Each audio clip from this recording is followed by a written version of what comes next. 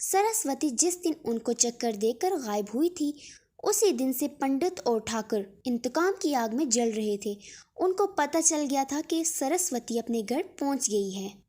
पंडित को कुछ ज़्यादा ही तकलीफ थी, क्योंकि उसको ठाकर से इनाम के बजाय गालियाँ मिली थी, और फिर सरस्वती के साथ वक्त गुजारने का इसका ख्वाब भी चिकनाचूर हो गया था। उन्होंने सोच लिया था कि वो लोग सरस्वती को उनके अरमान तोड़ने की सज़ा ज़रूर देंगे। कुछ दिन के लिए दानिस्ता वो लोग सरस्वती को भूल गए थे, ताकि सरस्वती और उसके घर वाले बेफिक्र हो जाएं। 1 माह का अरसा उन्होंने जैसे तैसे गुजारा था, और फिर ठाकुर ने अपने 2 खास आदमियों की ड्यूटी लगा दी थी कि वो सरस्वती पर नज़र रखें, और जिस दिन उनको मौका मिले इसको उठा लाएं। कुछ दिन से वो आदमी सरस्वती के घर पर नज़र रखे हुए थे। एक दिन उनको मौका मिला था, मगर ऐन वक्त एक लड़का आ गया था। वो लड़का शायद सरस्वती का कुछ लगता था।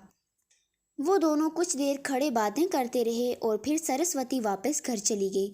उन्होंने हिम्मत नहीं हारी थी। वो मुसलसल मौका की तलाश में थे, और वो मौका जल्द ही उनको मिल गया था। जब सरस्वती किसी के घर गई थी और उसे वहाँ शाम हो गई थी, जब उसके घर से निकली तो रास्ते में उनको मौका मिल गया। उन्होंने एक बोरी इस पर डाली और उसे कंधे पर उठा के करीबी खेतों में उतर गए। खेतों में जाने से इनको देख लिए जाने का भी डर नहीं था। वो खेतों के बीचों बीच मंदिर की तरफ जाने लगे। इनको यही कहा गया था कि वो लड़की उठाकर मंदिर पहुंचा दे। वो लोग ये नहीं जानते थे कि वो सरस्वती के बजाय पार्वती को उठा लाए हैं। ना वो जान सकते थे, क्योंकि दोनों एक जैसी ही थी। उनके कंधे पर पार्वती थी। पार्वती ने बहुत हाथ पांव मारे, चिल्लाने और खुद को छुड़ाने की कोशिश की, मगर नाकाम रही। खेतों में ले जाकर उन्होंने उसके हाथ पांव बांधे और फिर कंधे पर डाल के चल पड़े। मंदिर वो पिछले दरवाजे से दाखिल हुए थे। इस दरवाजे से दिन में भी कोई नहीं आता जाता था। इस वक्त तो रात थी। वो सीधा पंडित के कमरे में पहुंचे। पंडित उनको लेकर तहखाने की सीढ़ियां उतर गया। उन्होंने उसे वहां फेंका और उसके सर से बोरी उतार दी। पंडित उसे देखकर हबासत से मुस्कुराया। पंडित भी नहीं जानता था कि वो सरस्वती नहीं पार्वती है, मगर उनको उससे गर्ज नहीं थी। उनको नीली आंखों वाली दासी चाहिए थी, जिसके हसीन जिस्म से खेल कर वो अपनी हवस की प्यास बुझा सकते थे, और नीली आंखों वाली उनको मिल गई थी। पंडित के इशारे पर उन्होंने उसका मुंह खोल दिया। मुंह खोलते ही पार्वती ने लंबे लंबे सांस लिए और फिर नफरत और गुस्से से घूर कर पंडित को देखा।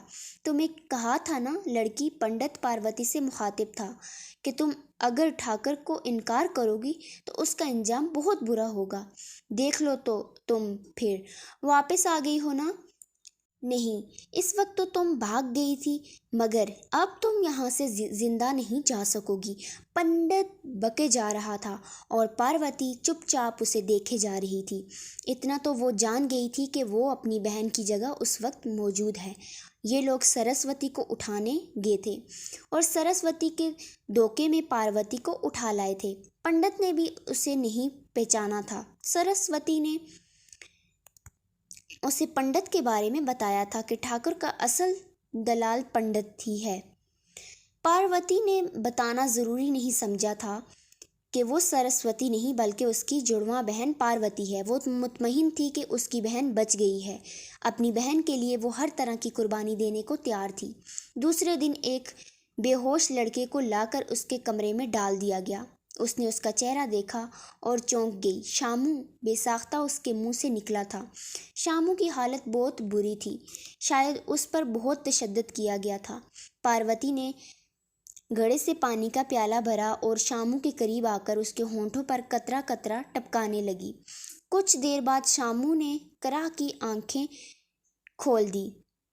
उसने पलकें झपका कर पार्वती को देखा। पहले तो उसकी आंखों में शनासाई की चमक उभरी और फिर हैरत की। उसने उठने की कोशिश की, मगर उसमें इतनी ताकत ही नहीं थी कि उठ सकता। पार्वती शामू के मुंह से टुकड़ों में उसका नाम निकला था। शामू शामू, हाँ मैं पार्वती हूँ। پاروتی نے روتے ہوئے کہا۔ آہستہ آہستہ شامو نے اسے جو کچھ بتایا۔ پاروتی کو یہ سمجھ آئی کہ پاروتی کے گم ہونے کے بعد وہ سمجھ گیا تھا کہ یہ کس کا کام ہے۔ آج صبح وہ پنڈت کو مارنے آیا تھا اور اس سے پوچھنے کہ پاروتی کہاں ہے، مگر پہلے تو لوگوں نے اسے مندر میں ہی داخل نہ ہونے دیا کیونکہ وہ اچھوت تھا۔